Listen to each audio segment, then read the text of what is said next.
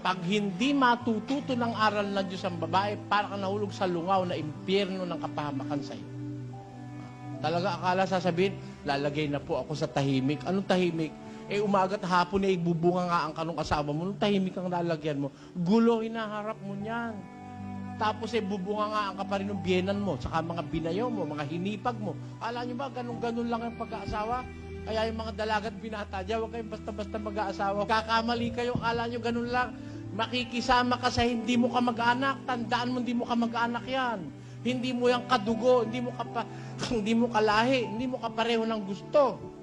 Buti kung yung asawa mo na lang pakikisamahan mo, hindi naman pwedeng, kapatid ko, kasi ano pakialam ko, ikaw lang naman ang pinakasalang ko. Pwede ba yon? May kapatid yun. Kung siya mang kapatid noon at may asawan lahat, siya mang bayaw mo. Ako, akala mo yung mag-asawa. Maraming nakaabang sa yung mga dyan, pagkakasalahan at mahirap na titiisin mo. Sumpungan mo na may mabait na babae. Sabi sa Biblia, ang mabait na asawa, babae, ang puso ng kanyang asawa tumitiwala sa kanya.